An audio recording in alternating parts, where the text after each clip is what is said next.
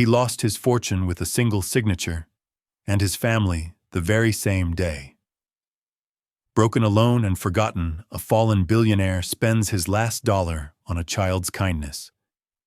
What the girl quietly reveals shatters him, and leads him to the truth he was never ready to face. The pen felt heavier than it should have.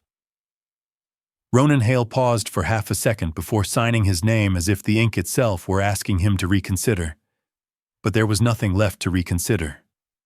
The numbers had already spoken. The contracts were final. The empire he built over 15 relentless years ended not with fire or scandal, but with a quiet stroke of blue ink. Across the polished conference table, the lawyers waited in respectful silence. No one rushed him. No one needed to. This moment had been coming for months. When Ronan finally signed, the sound of the pen clicking shut echoed louder than expected. "That concludes the transfer," the lead attorney said, calmly sliding the folder closed. "Hale Meridian Group is now under new ownership." Ronan nodded once. He did not argue. There was nothing left to defend. The glass walls of the boardroom reflected a stranger back at him, older, thinner eyes, hollowed by sleepless nights and decisions made too late. Outside, Manhattan moved on without pause. Sunlight spilled over skyscrapers, bright and indifferent, as if the city itself refused to mourn him. He stood, buttoned his jacket out of habit, and lifted the single cardboard box waiting by the door. Inside were fragments of a former life, a framed photo of his son holding a dinosaur toy, a few awards he no longer recognized as achievements, and a watch he hadn't worn since time stopped meaning anything. As Ronan stepped out of the boardroom for the last time, no one followed. No applause, no farewell. Just the soft hum of a building already forgetting him.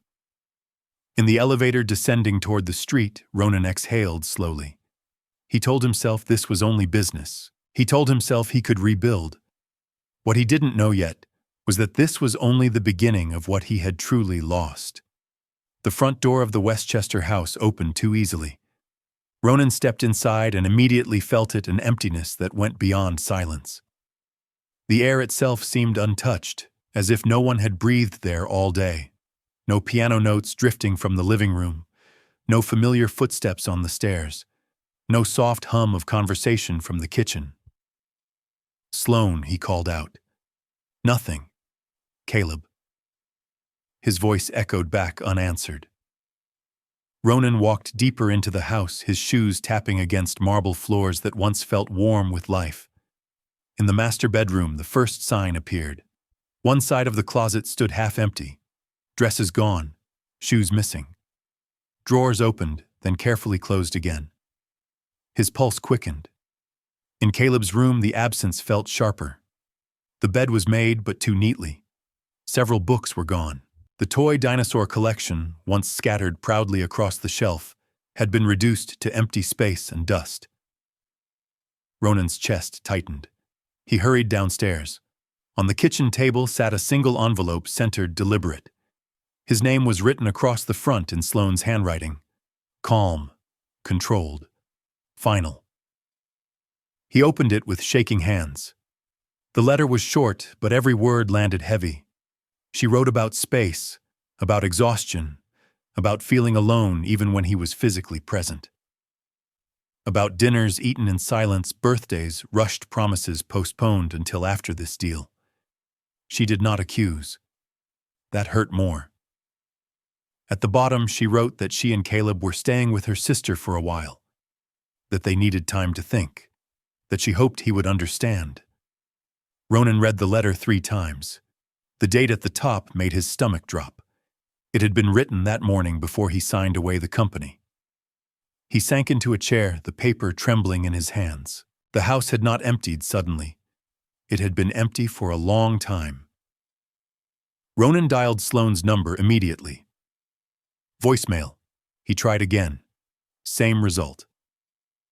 On the 3rd attempt, he stopped before pressing call, staring at the screen as if it might explain what he had done wrong in a language he could finally understand. "Sloane," he said, after the tone, his voice low and strained. "Please call me. We need to talk." I'm home. He ended the call and stared at the phone until the screen went dark. Outside, the late afternoon sun painted the windows gold, the same light that used to welcome him home from work. Now it felt like a spotlight exposing a truth he had avoided for years. Ronan replayed moments he once dismissed as unimportant. Caleb asking him to watch a school presentation. "I'll try," Ronan had said. He never went.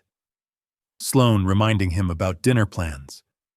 Just one more email, he'd replied, eyes still on his phone.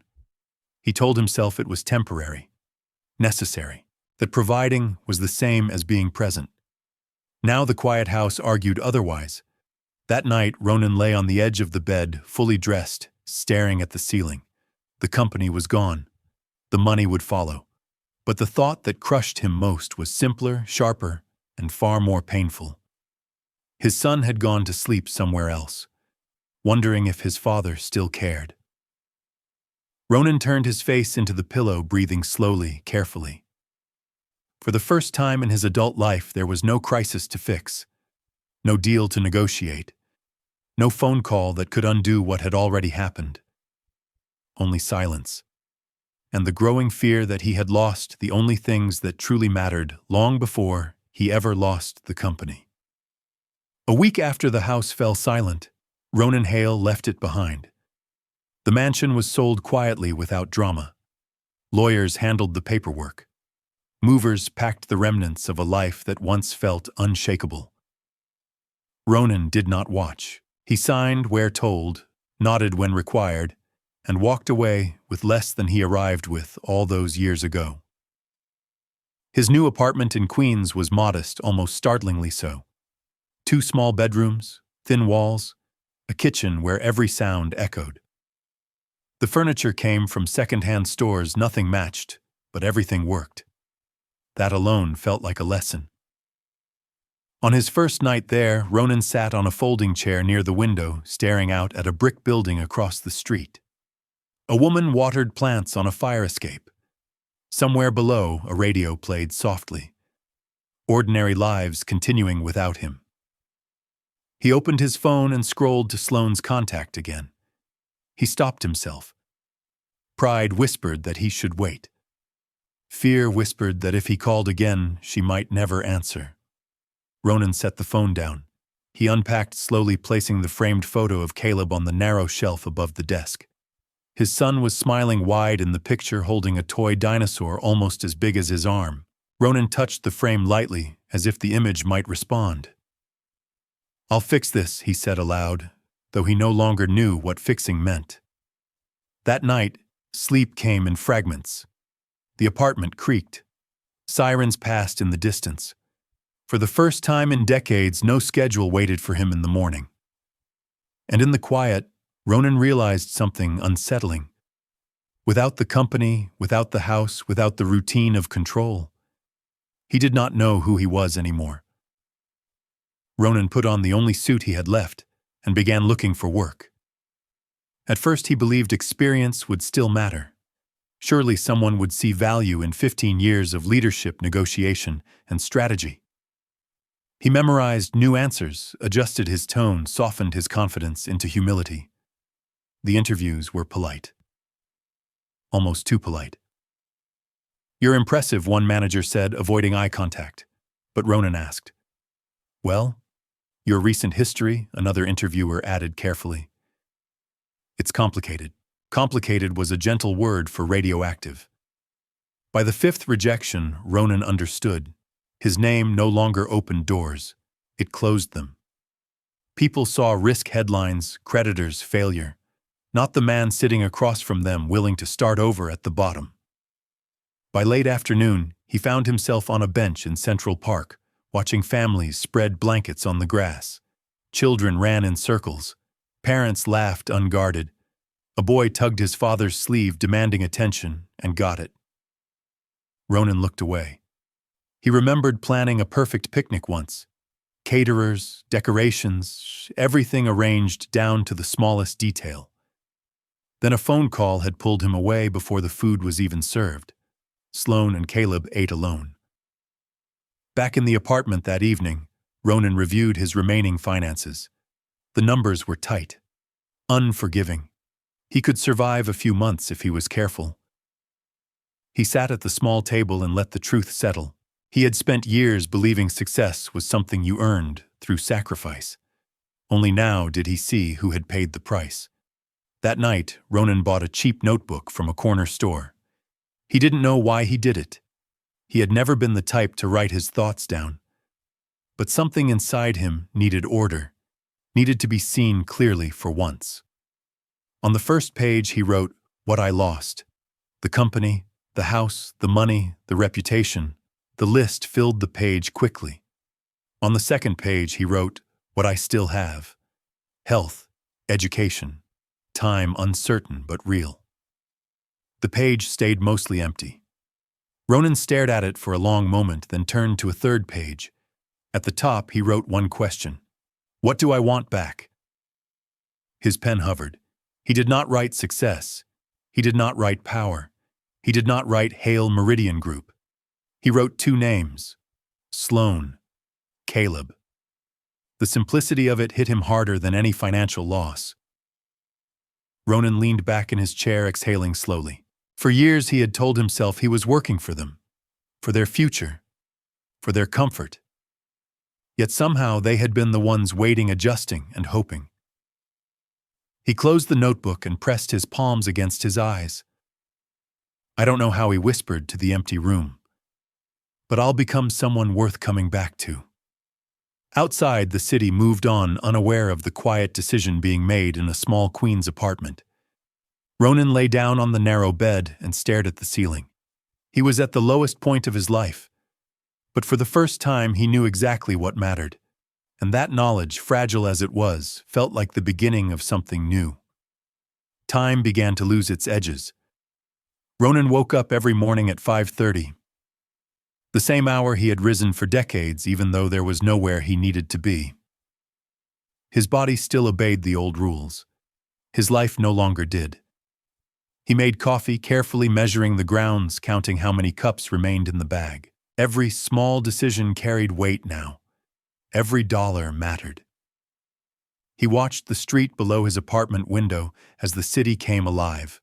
Parents rushing children to school, delivery trucks, double-parked neighbors exchanging brief greetings that somehow felt warmer than anything he had known in years. Ronan had once watched life from above through tinted windows and elevator doors that opened only for him. Now he was standing among it. His days followed a quiet routine. Mornings spent searching for work. Afternoons walking, thinking, replaying old conversations he wished he could rewrite. Evenings with simple meals and the soft hum of the television he rarely watched. What hurt most were the moments in between. Seeing a boy tug at his father's sleeve on the subway, hearing laughter echo from a nearby apartment, passing a toy store window and instinctively looking for something Caleb might like. Weeks passed with little change. Sloan sent short messages through her sister. Caleb was fine, settling into a new school routine. No details, no warmth, just information. Ronan wanted to tell her the truth about the bankruptcy, about the apartment, about how small his life had become. But each time he typed the words, he erased them. Fear held his hands still. That night, Ronan sat on his bed and opened the notebook again. He read the names he had written days earlier. Sloan, Caleb. For the first time, he allowed himself to ask a question he had avoided. What if knowing where they were wasn't enough? What if finding them meant nothing if he hadn't yet become someone they could trust again? The thought followed him into sleep, heavy and unresolved. The heat that afternoon was relentless. Ronan walked through Queens with his jacket slung over his shoulder pockets, lighter than he cared to admit. He had just left another interview, another polite rejection dressed in careful words. By the time he reached the grocery plaza, he had exactly $1 in cash. He paused near the entrance, watching people come and go. Then he noticed the small table set up beside the walkway. A handwritten sign read, "Community School Fundraiser. Thank you for supporting local kids." Behind the table stood a girl of about 11.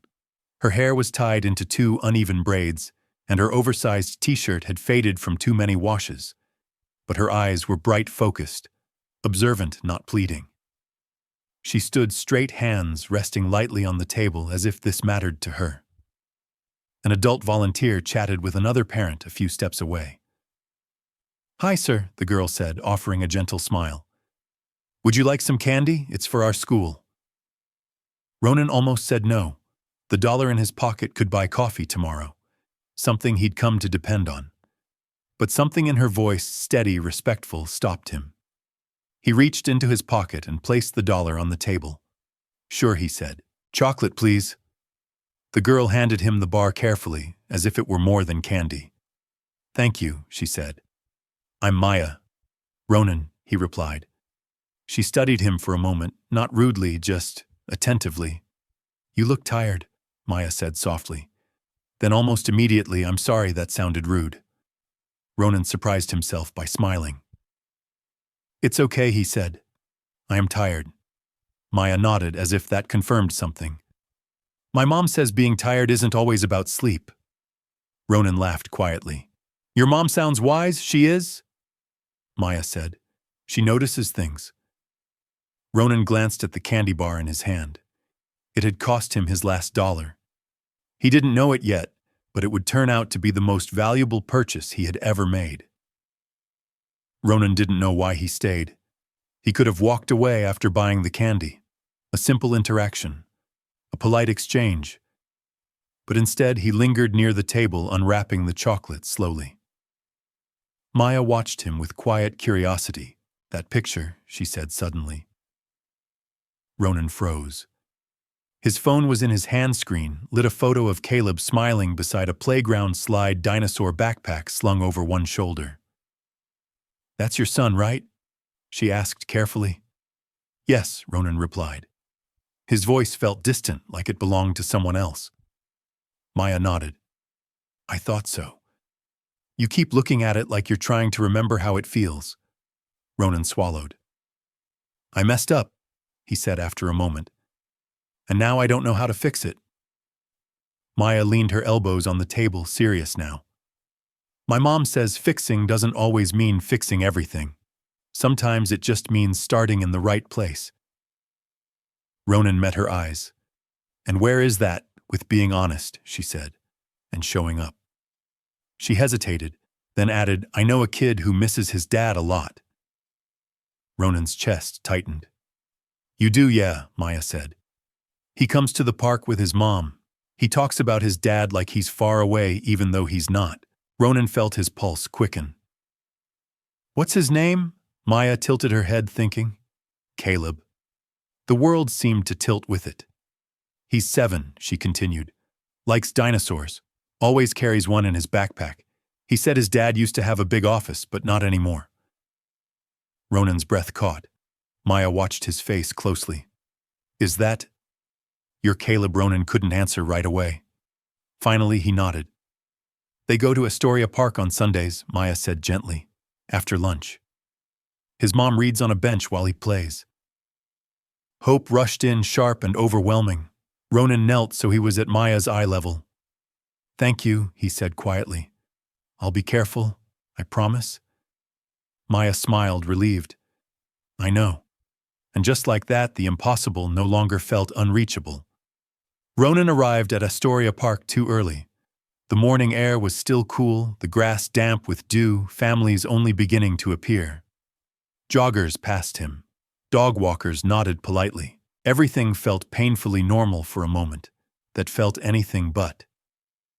He chose a bench far enough from the playground to avoid looking intrusive, close enough to see the path that led into the park. From here he could leave if panic took over. From here he could breathe. In his pocket was a small plastic dinosaur he had bought the night before. Nothing flashy, nothing loud, just something that said, "I was thinking of you." Ronan checked his watch. 11:12 a.m. Every passing woman with dark hair made his heart jump. Every child running ahead of a parent made his chest tighten. He told himself to stay calm, to remember what Maya had said, "Be careful, Be honest, show up. At 11:41, he saw them. Sloane walked along the stone path, sunglasses on, posture straight but tired. Caleb skipped beside her backpack, bouncing, already tugging at her hand, as if the playground were calling him by name. Ronan's breath left him in a single, shaky exhale. They were real. Not memory, not imagination. He stayed seated as they passed, forcing himself not to rush forward. Sloane chose a bench near the playground, opened a book, and nodded as Caleb ran off toward the swings. Only then did Ronan stand. Each step felt heavier than the last. His mind raced through 1,000 ways this could go wrong. Sloane turning away, Caleb hiding behind her, the moment collapsing under the weight of everything unsaid. He stopped a few feet away. "Sloane," he said quietly. She looked up sharply, pulling off her sunglasses. Surprise flickered across her face, then something harder. "Ronan," she said. "Not angry, not warm, just factual." "How did you find us?" "I've been looking," he replied. "For a while." Her eyes flicked to Caleb, then back to him. "What do you want?" Ronan swallowed. "A chance to talk, if you'll allow it." Sloane studied him the way she used to before trusting a decision. Finally, she nodded once. Briefly, she said, and carefully. Ronan nodded immediately. "Of course." For the first time in months, hope felt close enough to hurt. Caleb noticed him before Ronan noticed Caleb noticing. The boy slowed at the edge of the playground, 1 foot still on the gravel, eyes narrowing in confusion. He stared openly now, curiosity fighting with disbelief. "Mom," Caleb called. "Why is that man looking at us?" Sloane closed her book slowly. She followed her son's gaze. Her shoulders stiffened, but she didn't turn away. "That's..." She paused, choosing truth over comfort. "That's your dad." Caleb's eyes widened. For a heartbeat, he didn't move. Then he stepped forward cautiously, as if the ground might disappear beneath him.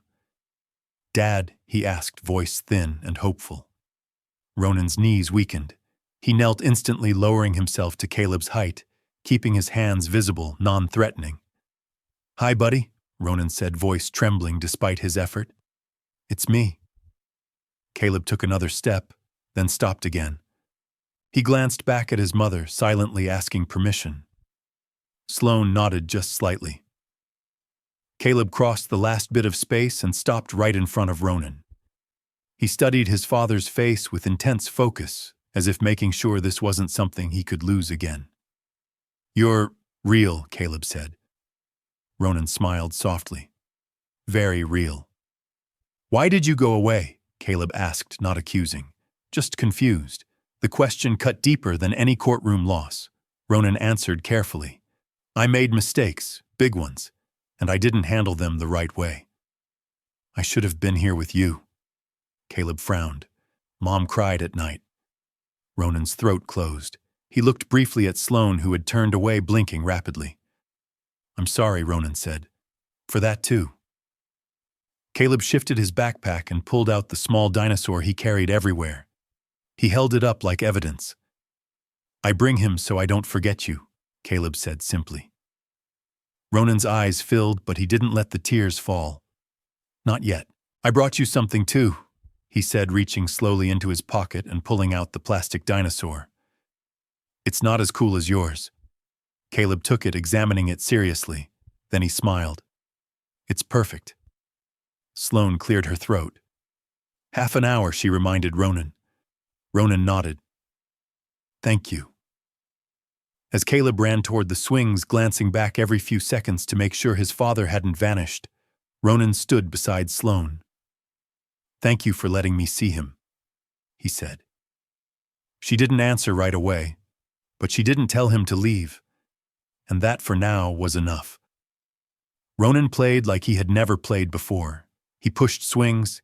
He ran slowly, careful not to overdo it.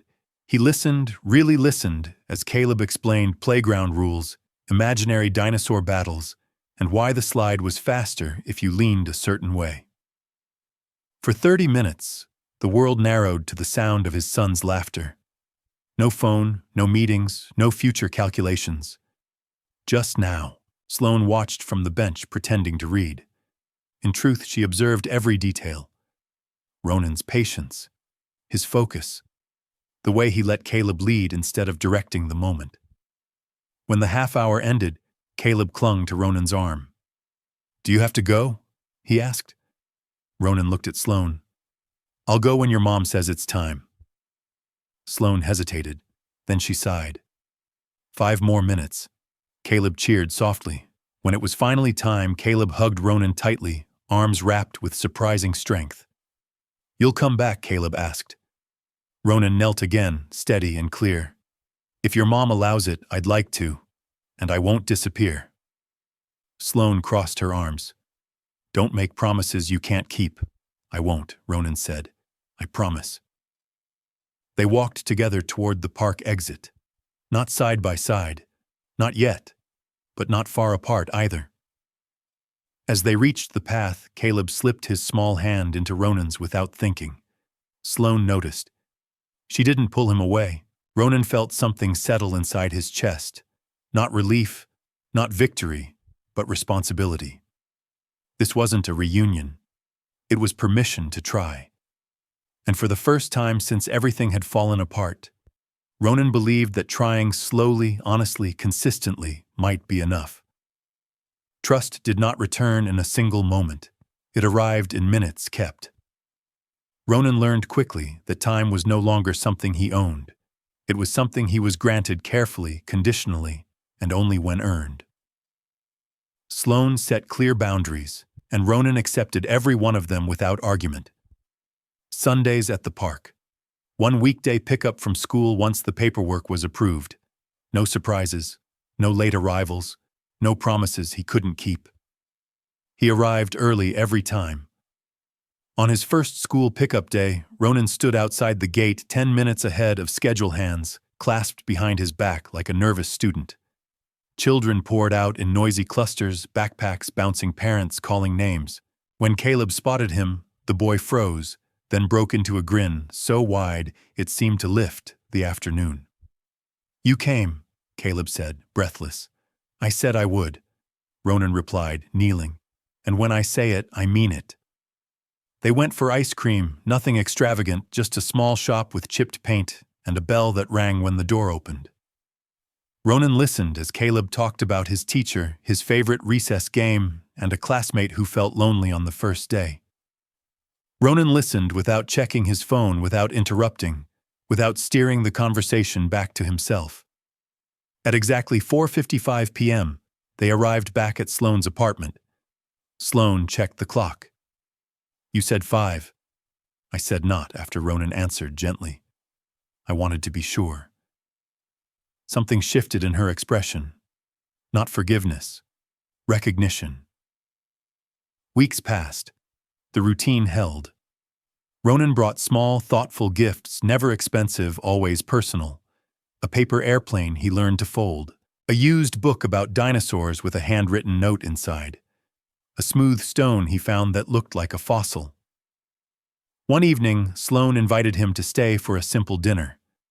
The invitation was quiet, almost casual, but Ronan understood what it meant. They ate together, the three of them, at a small table that wobbled slightly. Caleb talked. Sloane listened. Ronan listened more. After Caleb went to bed, Sloane spoke. "You're different," she said, not looking at him. "The old Ronan would have argued with me by now, or tried to convince me with logic." Ronan smiled faintly. "The old Ronan was wrong a lot." She studied him. "This isn't easy for me, I know," he said. "I'm not asking for easy. I'm asking for honest." Sloane nodded slowly. That night, as Ronan walked back to his apartment, he realized something profound. Keeping time being where you say you'll be was not a small thing. It was everything. Ronan hadn't seen Maya in weeks. Life had narrowed to essentials, Caleb Sloane work searches and routines that demanded his full attention. But one afternoon, as he passed the grocery plaza again, he spotted the familiar fundraiser table. Maya stood behind it, carefully arranging candy bars into neat rows. The same adult volunteer stood nearby chatting with another parent. "Hi, Ronan," Maya said, spotting him immediately. He stopped, surprised and genuinely pleased. "Hi, Maya. How's the fundraiser almost done?" she said proudly. "We raised enough for new art supplies." "That's amazing," Ronan said. "You should be proud." Maya shrugged, but her smile lingered. "Did you find your son?" Ronan nodded. "I did, because of you." Her eyes lit up. "Is he okay?" "He's great," Ronan replied. "He's happy." Maya considered this, satisfied. Good. They talked briefly openly with the same respectful distance as before.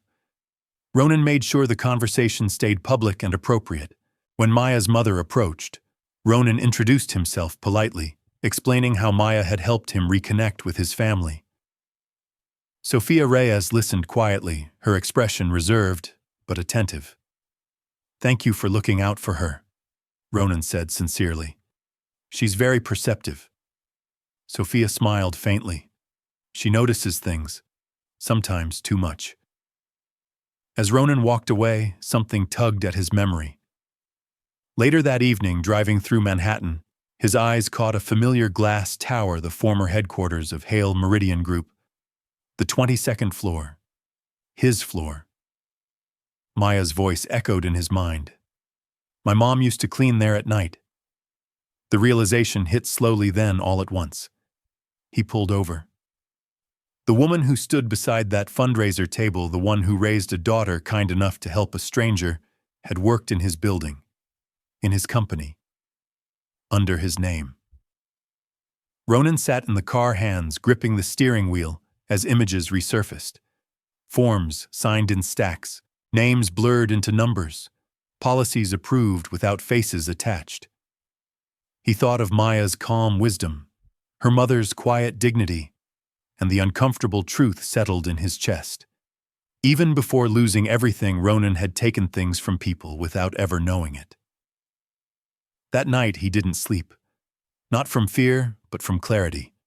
If he wanted to prove change wasn't just temporary, it couldn't stop with his family. It had to reach everyone he once overlooked. Ronan asked for the meeting the right way. He contacted Sofia through the community volunteer, explained his intentions clearly, and suggested a public cafe during the day.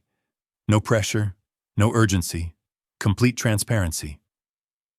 Sofia arrived on time, posture, straight eyes, guarded but calm. Ronan didn't waste words.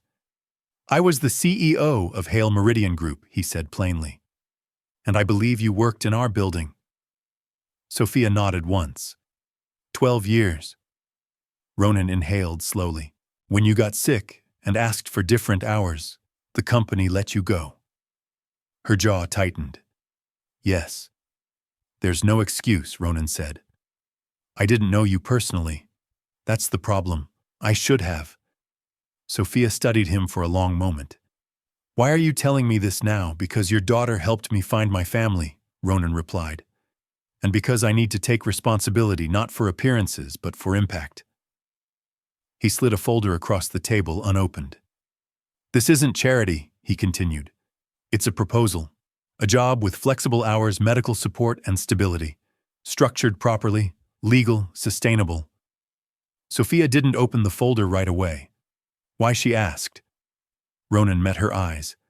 "Because change that doesn't cost anything isn't real." When Sofia finally opened the folder, she read silently. No tears, no shock, just careful attention. "I'll consider it," she said. "Not for you. For Maya." "That's fair," Ronan replied. When he left the cafe, Ronan felt neither pride nor relief. He felt alignment. Weeks later, Northlight Consulting was born, small, deliberate, human. Sofia joined as operations manager. Maya visited after school, sometimes doing homework at the corner table. Caleb met her one afternoon. They bonded instantly over dinosaurs. Watching them laugh together, Ronan felt something settle deep inside him. Redemption wasn't loud. It was consistent. And for the first time, Ronan understood what success truly looked like. Northlight Consulting did not feel like a comeback. There were no headlines, no applause, No congratulatory emails from people who had once begged for Ronan Hale's time. The office was small, tucked into a modest building where the elevator stalled occasionally, and the windows looked out onto a brick wall instead of a skyline. And yet Ronan arrived every morning before anyone else. He made coffee for the team. He learned names, he asked questions, and waited for answers. Sophia Reyes became the spine of the operation, organizing schedules, contracts, and details Ronan once ignored. Maya sat quietly in a corner after school some days, coloring or reading, while waiting for her mom, occasionally glancing up to offer a comment that was both innocent and unexpectedly insightful. "People work better when they feel safe," she said once, as if stating a universal law. Ronan wrote it down. Still, balance did not come easily. Some days exhaustion crept back in the old reflex to stay late, to push harder, to prove worth through sacrifice. Each time Ronan felt the pull of his former self, that familiar hunger for control. And each time he chose differently. On Thursdays he left the office at exactly 2:30. No excuses. No just one more email. Because at 3 p.m., Caleb waited outside his school gate. The boy began to expect him now. That expectation was both beautiful and terrifying. When Ronan arrived, Caleb's face lit up without hesitation, no longer scanning the street for disappointment. "You're always on time," Caleb said once, impressed. "I plan to stay that way," Ronan replied. They walked to a small park or an ice cream shop, sometimes just sitting on a bench, talking about dinosaurs, space, or why certain clouds looked like animals. Ronan listened with the attention he once reserved for boardroom negotiations. Sloane watched all of this carefully. She noticed the consistency, the lack of urgency, the way Ronan never pushed for more than she offered. He didn't ask to come inside unless invited. He didn't question her boundaries. He didn't make promises designed to accelerate forgiveness. One evening after Caleb had gone to bed, Sloane and Ronan sat on opposite ends of the couch. "How's the job search?" she asked. Ronan hesitated, then answered honestly. "Hard. Northlight is growing, but slowly. Money's tight." Sloane nodded. "And you're okay with that?" "I'm learning to be," he said. "For the first time, I know what I'm building it for." Sloane studied his face, searching for cracks.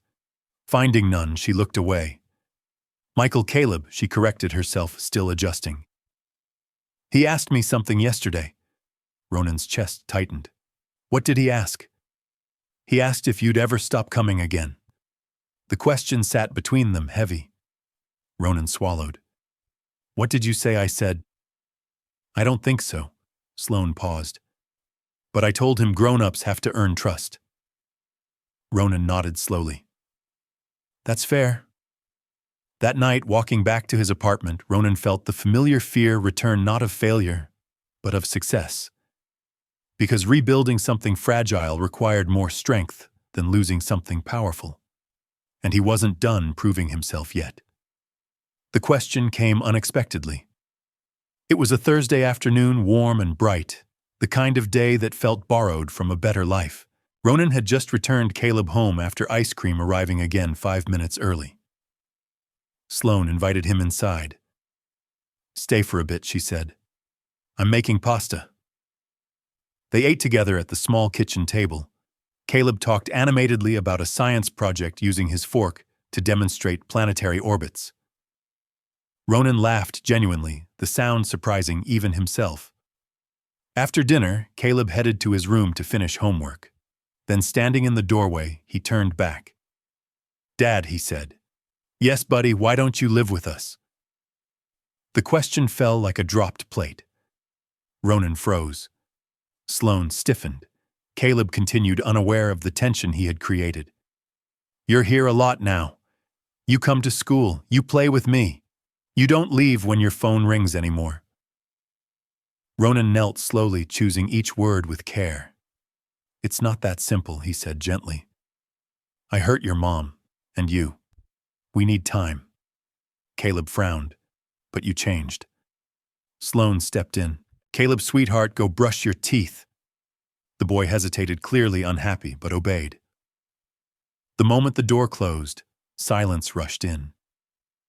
I didn't put that idea in his head, Ronan said immediately. I know, Sloane replied, rubbing her temples. He's been thinking about it for a while. Ronan waited. He didn't rush to fill the space. Have you thought about moving back to Westchester? Sloane asked suddenly. The question caught him off guard. Back, not the house, she clarified. The town. Caleb misses his old friends. My consulting work is remote and… She hesitated. It would mean stability. Ronan's heart raced. If that's what's best for Caleb, I'll find a way. You'd start over there, she asked. Without guarantees? Yes, Ronan said immediately. Separate places if needed. On your terms. Sloane studied him carefully. You're not afraid of losing control anymore, are you? Ronan smiled faintly. I'm afraid of losing what matters. They sat quietly. Sloane finally spoke.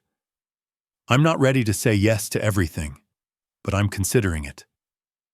That night, Ronan walked home lighter than he had in months, not because he'd won something, but because the door once slammed shut had opened just enough to let hope breathe. The move was slow, intentional. Sloane did not rush decisions. Ronan did not pressure her. Together, they discussed logistics, schools, neighborhoods, always with Caleb's needs first. Westchester became a possibility again, not as a symbol of wealth, but as a place of continuity. Ronan found a modest apartment 10 minutes from a small rental house Sloane chose. Separate addresses, shared responsibility. Northlight Consulting continued to grow carefully. Ronan turned down projects that demanded endless hours or questionable ethics. It cost him money. It gained him sleep. Caleb adjusted easily. Children always did when adults stopped making chaos the norm. He returned to familiar streets, reconnected with friends, and proudly told everyone his dad picked him up from school now. Maya visited often, her presence weaving quietly into their lives. She and Caleb became inseparable, bonded by imagination and an easy kindness. Sophia and Sloane developed a cautious friendship, one built on mutual respect rather than obligation. One evening, months later, the four adults sat together after the kids fell asleep. You know, Sophia said, stirring her tea, my mom used to say that people don't change because they want to. They change because they finally understand the cost of not changing. Sloane looked at Ronan. That true for you? Ronan didn't hesitate. Yes. There were no dramatic reunions, no declarations, no perfect ending. Instead, there were routines. Sunday breakfasts, Thursday pickups, texts answered promptly, promises kept. One afternoon, Ronan stood in his small office watching sunlight spill across a whiteboard filled with handwritten values, people before profit. Listen first. Keep your word. Caleb's drawing hung beside it, a stick-figure family holding hands, all smiling. That evening, Ronan arrived at Sloane's house to pick up Caleb. Sloane handed him a container of leftovers. For later, she said. Ronan smiled. Thank you. She paused, then added quietly, You can stay for dinner tomorrow if you want. It wasn't forgiveness, but it was trust in motion. As Ronan drove home, he realized something profound. He had not rebuilt his old life. He had built a better one. And for the first time, it felt strong enough to last. 2 years earlier, Ronan Hale had believed promises were words. Now he understood they were patterns. It was a quiet Tuesday afternoon when he realized just how much had changed. He stood outside Caleb's elementary school, leaning against the fence, watching children spill into the yard for recess. The sun was warm. The air smelled faintly of cut grass and crayons. Caleb spotted him immediately. Dad, he shouted, waving with the kind of unfiltered joy that left no room for doubt. Ronan waved back, heart full steady. No fear of being late. No anxiety about missing something more important. Nothing was more important than this. After school, they walked to a small sandwich shop nearby. Caleb talked nonstop about a science project and a new kid who sat alone at lunch. He looked scared, Caleb said, frowning. So I asked him if he wanted to sit with me. Ronan smiled. That was kind of you. I learned it from Maya, Caleb replied, matter-of-factly. Ronan nodded, feeling the quiet circle of things coming together. Later that evening, Ronan arrived at Sloane's house with Caleb. He stayed for dinner, something that had become normal without ever being declared permanent. They cooked together. They laughed when the pasta stuck. They cleaned up without anyone rushing away. After Caleb went to bed, Sloane poured 2 cups of tea and sat across from Ronan at the table. You know, she said quietly, I don't worry anymore when Caleb waits for you. Ronan looked up. Because you trust me, because you show up, she answered. Every time. The words settled deep. Sloane continued. I don't know what our future looks like. I'm not ready to label it. But I know this Caleb is safe with you. And that matters more than anything. Ronan nodded, emotion tightening his throat. Thank you.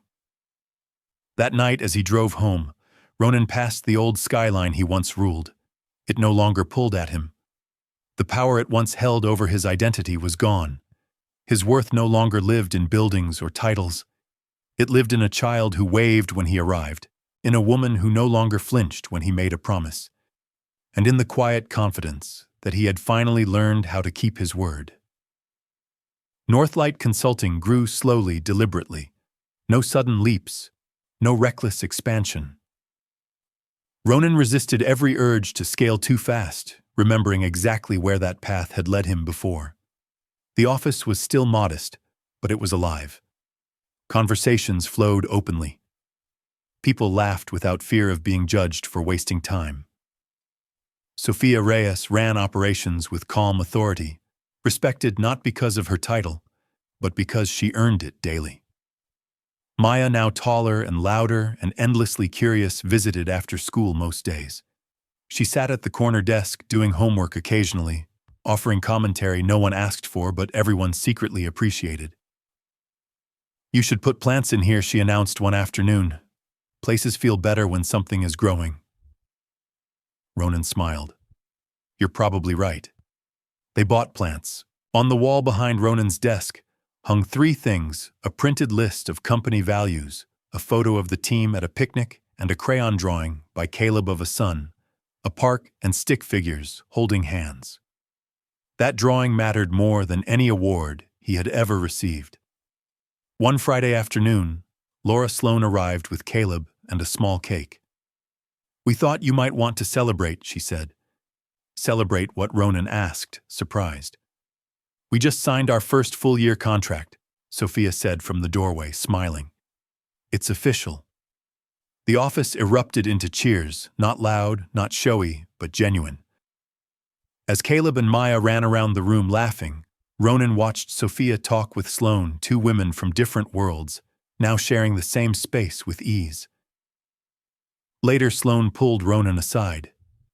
You really changed, she said softly. Not because you lost everything, but because you chose to rebuild differently. Ronan nodded. Losing everything just made it impossible to ignore. That night, after everyone left, Ronan stayed behind for a moment. He turned off the lights one by one, pausing in the quiet. Northlight wasn't a replacement for what he lost. It was proof that something better could be built if you were willing to listen, slow down, and care. And this time he was. On a sunny Saturday morning, Ronan woke early. Today was Caleb's 9th birthday. The party was simple balloons tied to picnic tables, homemade snacks, a park full of laughter. Maya arrived with a handmade scrapbook filled with photos, notes, and tiny memories collected over the past 2 years. This is better than a toy, Caleb said, hugging her. Ronan watched from a distance, heart steady, full. Sloane stood beside him, not tense, not guarded, just present. Are you happy? She asked quietly. Ronan didn't answer immediately.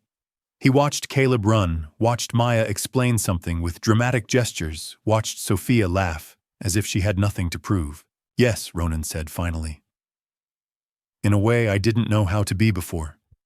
They sat on a bench close enough to feel like a family without forcing the word. I used to think success meant building something big, Ronan continued.